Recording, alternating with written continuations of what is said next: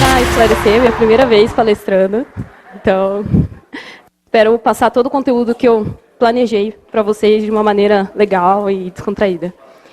Então, começar me apresentando. Meu nome é Paola, eu já trabalho na área de teste desde 2009. Eu trabalhei na Syncro, na CIT, atualmente atuo na Dextra. E sempre na área de teste. Nunca fui desenvolvedora, nem SM, sempre na área de teste. Motivação. Qual foi a motivação de criar essa palestra, né? Eu conversei com bastante gente, trabalhando todo esse tempo. Passei por várias situações de mudar de empresa e você está trabalhando com uma aplicação web e sair de uma empresa e entrar para testar aplicações, serviços, API, e você ter que mudar toda uma maneira que você pensa, todo o seu modelo mental de como planejar um teste, de como executar esses testes, de como ser efetivo para conseguir achar bugs e realmente agregar qualidade para o time. Então, eu conversando com outras pessoas que vieram da parte de automação, porque hoje está tendo um boom muito grande de testers, de pessoas que não eram testers, mas que não gostavam de desenvolver. E vieram para a área de teste. E estão curtindo muito fazer isso. Só que, às vezes, eu sinto que elas ficam se perguntando como que elas poderiam melhorar. Né? Então, o meu foco aqui é a melhoria na maneira como você pensa como um analista de teste. Né? Então, a minha motivação foi justamente essa, né? Trazer coisas que eu tive que, assim, sem perceber, fazer para conseguir fazer essa transição de um projeto que era web para um projeto que é serviço para um projeto que é mobile. Então, eu sempre tive que ficar recomeçando minha maneira de pensar e de planejar meus testes por causa dessas mudanças. Então, um dia eu parei para pensar e falei, poxa, o que eu fiz que eu consegui chegar nesse resultado? Né? Às vezes, a gente trabalha de uma maneira muito automática, e a gente não percebe que a gente faz modelos, a gente tem técnicas que a gente mesmo criou, e a gente não compartilha isso com as pessoas. Então, minha motivação é compartilhar isso, né? O que, durante todo esse tempo que eu trabalhei, que não é muito, que eu conheço bastante gente que trabalhou muito mais tempo que eu, mas que eu olhando para mim durante todo esse tempo, o que eu criei de modelo para mim, para melhorar os meus testes. E aqui a gente tem aquelas palavrinhas chaves que, geralmente, quando o pessoal fala de tester, analista de teste, o pessoal da RH sempre fala uma dessas palavras, né? Tem que ser curioso, tem que ser detalhista. Além de toda aquela parte técnica, né, que a gente tem que ter, sempre tem essa parte. Tem que ser comunicativo, tem que ser crítico, tem que ser Sherlock Holmes, né? Tem que ser aquele cara que investiga, que entende mais do que só ali o que está acontecendo no front, né? Então, como que eu faço para sair disso, né? Pensa num cara que está começando hoje na área. Como que um cara vai olhar para isso e vai falar, não sei se eu sou curioso, será que eu estou na área certa? Será que eu sou crítico o suficiente para ser um analista de teste? Então, com o tempo, no seu dia a dia, no seu trabalho, você desenvolve isso, e você não percebe. Né? Então, as dicas que eu vou dar aqui é de como você desenvolver a maioria desses itens. Então, vamos lá. Primeira dica é, entenda a tecnologia que você está testando. Né? Então, como a cena já mostra, né?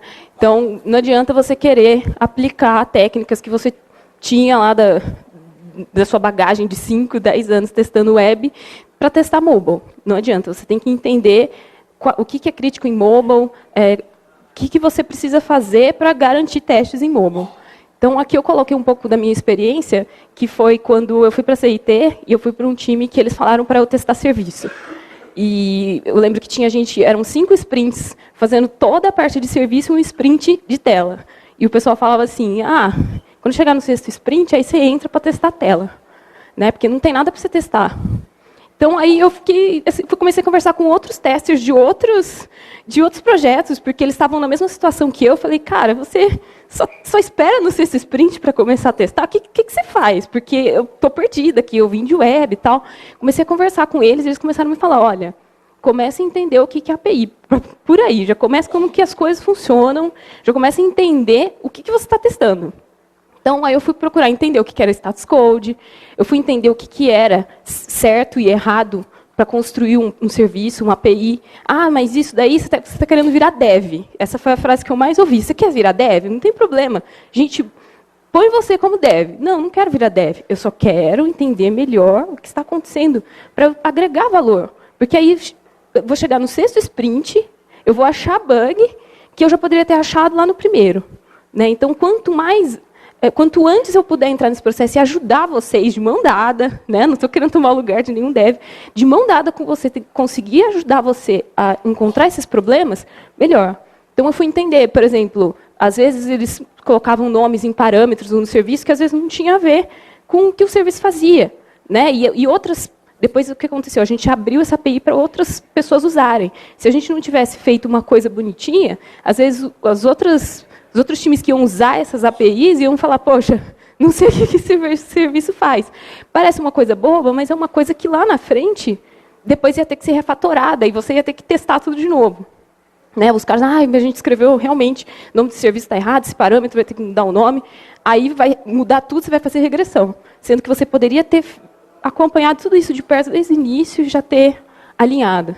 Né? O que o parâmetro representa, o padrão do retorno, que às vezes o cara faz um contrato quando é erro, faz um contrato quando é um 200, cada hora ele retorna o JSON de uma forma. Então, você ajudar o cara a perceber esse tipo de coisa é legal. Eu sei que o que eu estou falando aqui incomoda muitos testers, porque quando eu conversava com alguns testers, eles falavam, não, acho que você está indo longe demais. Eu acho que você já está indo para um nível muito técnico, eu acho que você está virando uma dev. Mas era a situação que eu estava. Né? Ou eu ficava parada e não fazia nada, ou eu testava. Né? Então, quanto mais valor você puder agregar ao seu time, melhor. Né? Depois da segunda dica, descubra o que agrega valor ao negócio. Né? E aí são 2 experiências que eu tive. Quando eu estava na Syncro, a gente desenvolveu uma aplicação web que era para... A gente não sabia que essa aplicação web era para essas pessoas. Quando a gente conheceu o PO, o SM, conheceu as pessoas que estavam pedindo essa aplicação, a gente teve uma impressão boa de que eles sabiam exatamente como usar um computador. Né? Eles sabiam o básico de como usar um computador. Então, a gente desenvolveu coisas, às vezes, até complexas, que era uma hierarquia, que, assim, com buscas, com bastante coisa assim, que guardava eram regras de negócio muito complexas. Então, a gente tinha que trazer de uma maneira legal no front para as pessoas conseguirem achar o que elas precisavam. Né? E era um volume muito grande de informação. Só que aí, quando a gente terminou a aplicação, a gente decidiu dar um treinamento para o pessoal que ia usar. E aí a gente descobriu que quem ia usar não sabia o básico de computação. Então, para elas foi muito difícil conseguir usar, teve que entrar o pessoal de UX e UI para poder fazer testes de usabilidade e entender quais as dificuldades que eles tinham. Então, quando a gente começou e pôs em produção e continuou fazendo melhorias, nosso mindset era o seguinte: cara, eles não sabem, e não vinha layout, não vinha nada, a gente que decidia como que ia ser aquilo. Então, a gente falou, a gente tem que ter esse mindset, os caras não sabem usar computador. Então, quanto mais fácil, mais intuitivo for, melhor. Né? Então, o que agregava valor nesse negócio não era assim, ter todo aquele volume de dados aparecendo rápido, que foi o que a gente conseguiu fazer. Nossa, para eles era incrível, porque eles tinham uma aplicação legada que eles faziam uma busca que levava 3 minutos. De repente, a busca estava levando 10 segundos, 15 segundos para trazer. Então, para eles, a gente achou que isso a gente estava agregando um super valor. Mas não estava, porque eles não conseguiam usar. Então, a usabilidade nesse projeto era o que agregava mais valor depois, primeiro a usabilidade, depois isso, essa questão de ter os dados rápido. Então, foi uma falha que a gente teve de não perceber que isso era o que agregava mais valor a esse negócio. E uma outra experiência que eu tive foi quando eu saí de um projeto que era esse projeto de serviços e fui para um projeto mobile. Eu nunca tinha trabalhado com mobile. Então, para mim, era estranho alguém abrir bug de 1 pixel para o lado. Isso aqui está 1 pixel. Mas aí eu comecei a entender o contexto do cliente. Né? Eles contrataram o X, o Y, caras experientes que planejavam como que ia ser aquela tela, que testavam com o público, que estudavam minuciosamente como aquilo ia ser, para depois eu deixar passar 1 pixel. né, para depois eu deixar uma coisinha diferente do que ele fez. Então, para eles, o que agregava valor era isso. Então, eu tive que caçar os pixels, né? Mesmo que de início eu fiquei muito revoltada com isso, mas eu tive que entender que o que agregava valor era isso. Eu podia achar um crash na tela, mas se tivesse um pixel para o lado errado, acabou. Vocês não prestam, o teste de vocês não presta. Então, a gente tem que ter esse mindset. O que agrega valor? Põe em nível de criticidade, né? Primeiro é a parte do layout, tem que estar perfeito. Depois, não posso ter pontos críticos de defeitos, como, por exemplo, um crash, né? A terceira dica, todo mundo sabe o que é isso. O olho de Tandera. Talvez os mais velhos saibam. Antecipar problemas, né? Eu acho que, assim, pode ser até redundante o que eu vou falar aqui, porque quantos trabalham aqui no ágil já? Acho que a maioria, né? No contexto ágil. No contexto ágil, o que eu vou falar aqui, ele te empurra para isso, não tem como você escapar.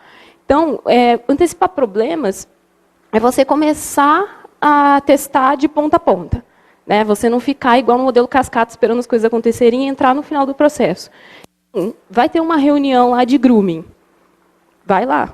Vai ter uma reunião de definição de arquitetura mas é muito técnico. Fica até onde você consegue absorver, agregar valor.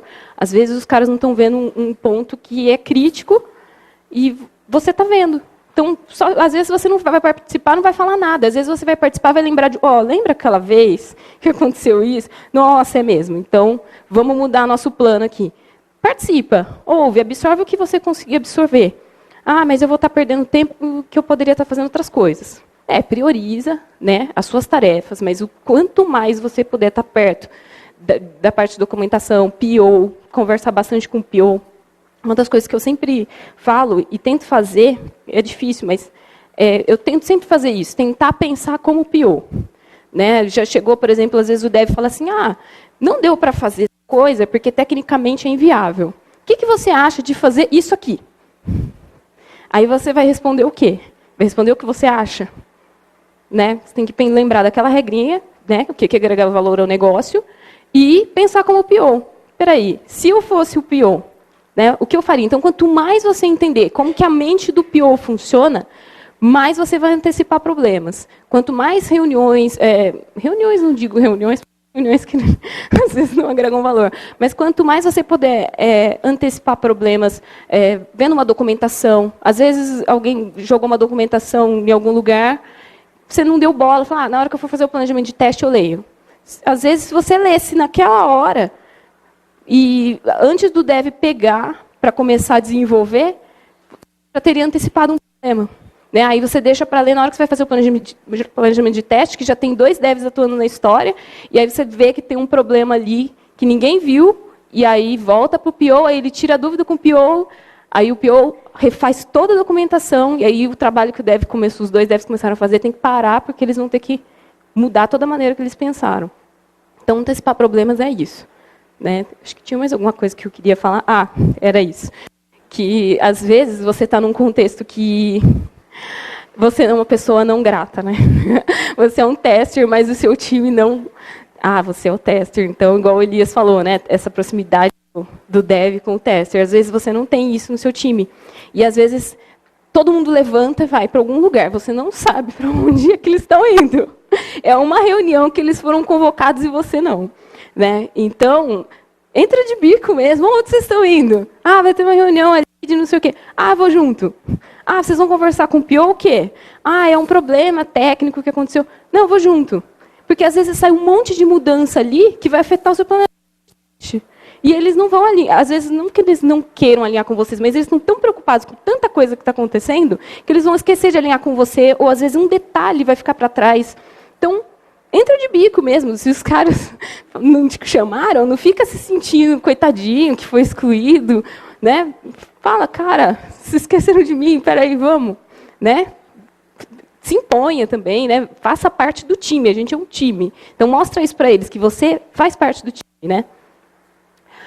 Use técnicas de teste. Isso também parece um pouco meio óbvio, porque a gente usa muito inconscientemente. Às vezes a gente já tem a técnica na cabeça, a gente já sabe como fazer o teste daquilo, mas às vezes a gente acha que só aquilo é o suficiente. Então, a gente sempre relembrar, até o Elias Nogueira comentou também de manhã, ele falou que às vezes a gente esquece as coisas, né? A gente sabe o que tem que fazer e esquece. Então, você ter as técnicas de teste na sua mente, em algum lugar, para você lembrar e falar assim, poxa, está acontecendo, eu estou nesse cenário, o que eu posso usar para testar isso aqui? Né? Então, aí eu trouxe algumas técnicas. Tem esse, né, de você tocar as suas emoções, que eu acho muito legal, que é do Goico, que eu acho muito legal para quando você precisa fazer um planejamento de teste, você tem pouco tempo. Você sabe que se está corrido, sprint, você não pode gastar 8 horas para ficar fazendo planejamento de teste, você tem 4 horas para fazer, 3 horas, 2 horas.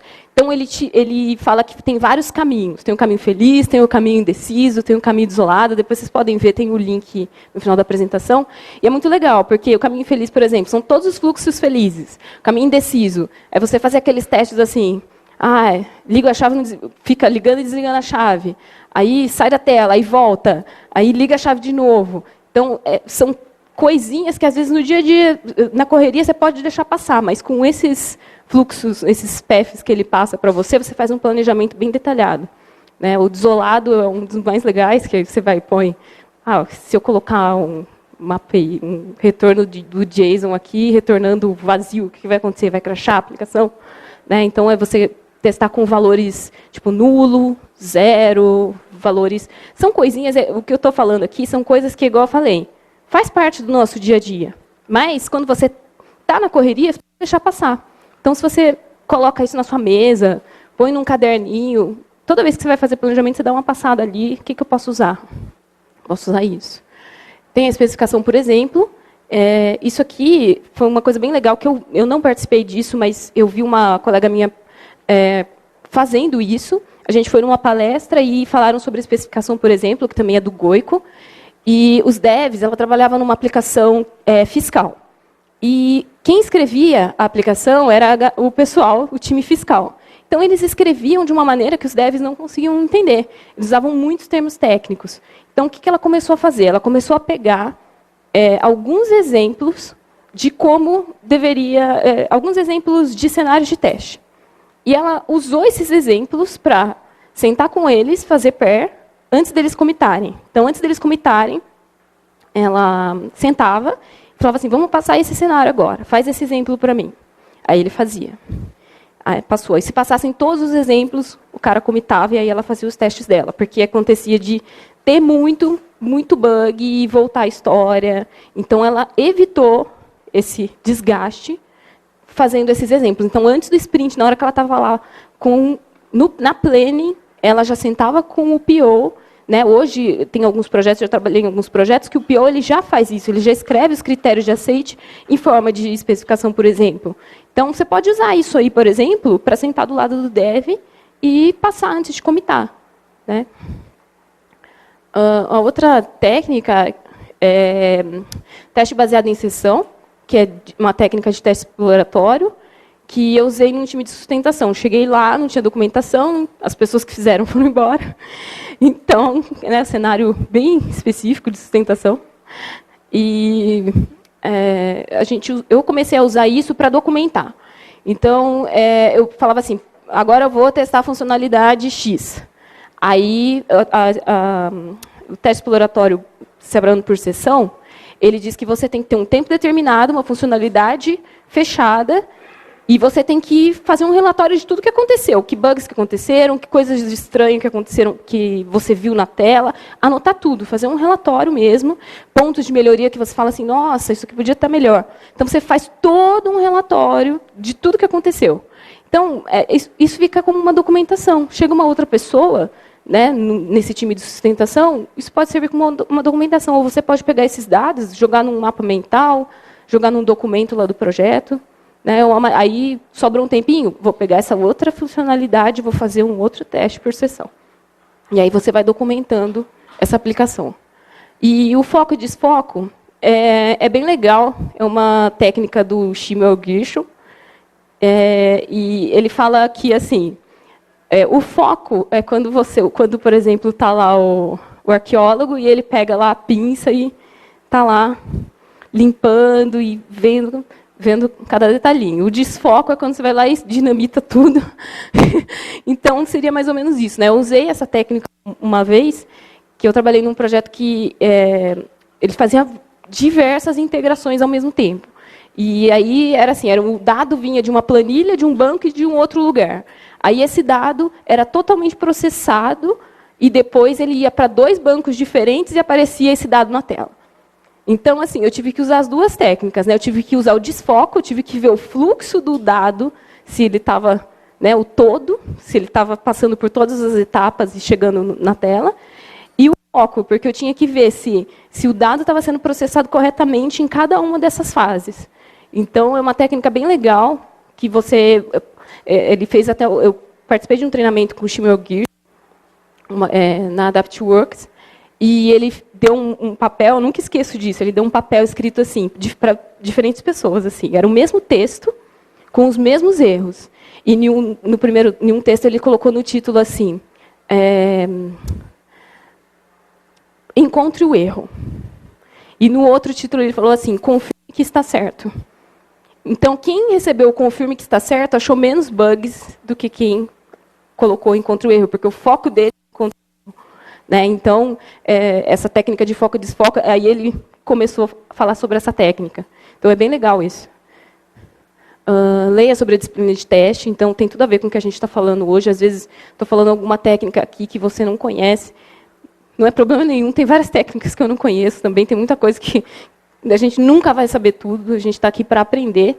Então, procure aprender, né? Procure seguir as pessoas certas, que estão postando um monte de conteúdo legal aí, no LinkedIn, no Twitter. Tem bastante gente que posta conteúdo no Twitter e a gente nem sabe, dentro e fora do país. Né? Então, não sei inglês, faz um esforcinho, joga no Google Tradutor. Eu acho que agrega muito valor. Eu acho que quanto mais conteúdo você tiver dentro de você, mesmo que você fale assim, mas eu não estou num projeto que eu vou usar. Guarda, põe uma nota em algum lugar, em algum momento, pode ter certeza que você vai precisar disso. Né? Teste mais do que a interface. Então, a gente tem a imagem do Ratatouille. E, assim, eu estava fazendo a apresentação e estava passando o desenho do Ratatouille, foi uma coincidência, e falei, realmente, tem a ver. Né? E o que acontece nessa cena? A sopa ficou ruim, e aí o Ratatouille vai lá e experimenta a sopa. E quando ele prova, ele sai pegando vários ingredientes e jogando lá para corrigir a sopa. Aí eu falei, poxa vida, como ele sabia exatamente quais os ingredientes que ele tinha que pôr para corrigir? Né? Tem que ser um cara muito bom para poder ter essa expertise de saber exatamente o que está faltando ali. E é a mesma coisa com a gente. Né? Às vezes você vê lá um problema no front e você só fala que o problema está acontecendo no front, lá na descrição do seu bug. Você não entende o que está acontecendo por trás, né? Como eu trabalhei nesse projeto que ficava 5 sprints trabalhando por trás, quando eu via no front um erro de front, eu já sabia exatamente em quais pontos que eu poderia estar procurando, que eu suspeitava que podia estar o problema. Então, eu comecei a entender que eu tinha que testar de trás para frente. Né? Então, assim, quando eu vejo um problema no front, eu tenho que ter essa capacidade de conseguir entender pelo menos aonde pode estar o problema. E eu só vou ter essa capacidade se eu parar de ficar só no front. Né? Começar a questionar o dev. Às vezes, tem dev que se incomoda. Você começa a perguntar, né? Como que esse dado chega na tela? Onde ele fica? Para onde... Quando eu salvo, onde essa informação fica salva? Você não precisa saber disso. Né? Às vezes, você ouve esse tipo de resposta. Procura outro dev, procura outra pessoa que tenha a mente mais aberta para entender que você quer aprender mais, você está ali para ajudar, não para querer roubar o trabalho dele ou algo do tipo. Né? Vai atrás de pessoas que queiram te ajudar a entender melhor. Né? E se você não conseguir isso, procure conversar com outras pessoas, de outros times, outros testers, e trocar conhecimento. Né? Se você não tem essa abertura com dev, com arquiteto, procura um outro tester que possa te dar esse conhecimento. E o último use seu mindset empírico. Aí eu pus essa foto, porque todo mundo acho que deve ter alguma experiência de lembrar algum cenário que você faz sempre porque aconteceu em produção e você deixou passar, né? Então, aquele bug que aconteceu em produção, você falou, nossa, nunca pensei nesse cenário. Então, toda vez que você está trabalhando, você fala, aquele cenário, você lembra dele e testa. E tem aquele cenário que você fala, nossa, ainda bem que eu peguei esse cenário que refatorou toda a aplicação agora em desenvolvimento. Né? E aí você fica feliz, ai, que bom, achei. Né? Então, esses mindsets de cenários, de situações, de experiências que você tem que manter na sua mente, documentar isso, colocar em algum lugar para você não esquecer, para você usar isso em qualquer projeto que você for. Né? E assim, o mindset ele tem muito a ver com o que você lê, com as palestras que você vai, né? Igual a gente está aqui agora. Né? Eu estava assisti a palestra da qualidade de código, Android, e assim, tantas coisas que a gente, às vezes, não abriu a nossa mente para enxergar. Né? Então, estar aqui, participar, anotar, e depois, nossa, vou procurar sobre aquela ferramenta que o cara falou, vou tentar entender o que se agrega valor aqui dentro do meu projeto. É isso, é você usar o seu conhecimento a favor da qualidade do time. Né? E é isso. Aí eu vou deixar o espaço para o IC, se alguém quiser falar alguma coisa, tirar uma dúvida, ou então até mesmo, porque, igual eu falei, é uma coisa muito pessoal. É uma coisa assim da minha experiência, e às vezes você nunca parou para pensar da sua experiência. Por que eu penso dessa forma? Por que eu sou assim como tester? Se você começar a parar para pensar, você vai ver que você tem vários modelos e técnicas que são suas, que você podia estar compartilhando com um monte de gente. Né? Às vezes você vai ter 10 dicas de como fazer testes efetivos, 20 dicas, né? Então, e você nem sabe. Né? Uma coisa que você criou, uma coisa que você desenvolveu, que é sua. Né? Que você, com o tempo, foi criando.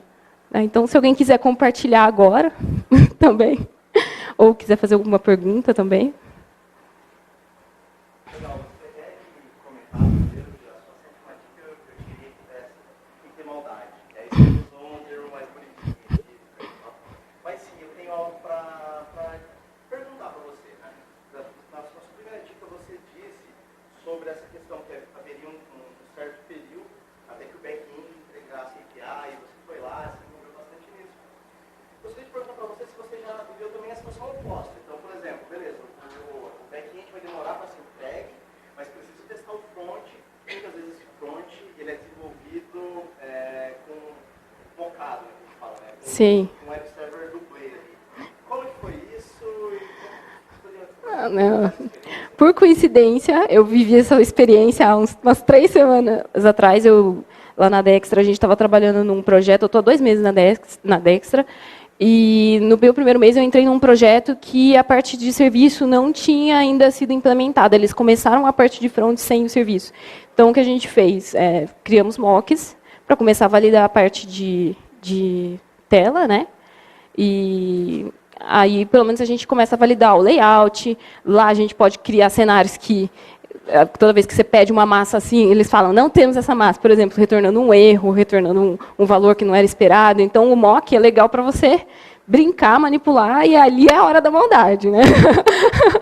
Então, claro que a gente tem que passar pelos testes integrados, isso é uma coisa que eu sempre defendo, por mais que eu já validei tudo, por mais que eu tenha certeza que no mock está ok, vale a pena ter um teste integrado ali, mas já trabalhei nesse contexto, e assim, à primeira vista é assustador para um tester, né, que quer tudo certinho, que quer ter certeza que está tudo funcionando.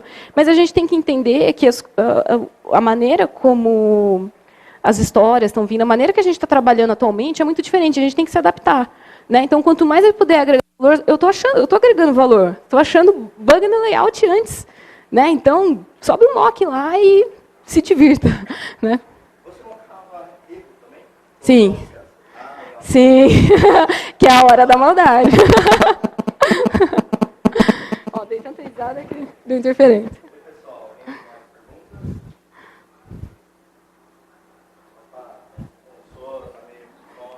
perguntas? Pessoal, ainda bem que não tava os puffs aqui. Né?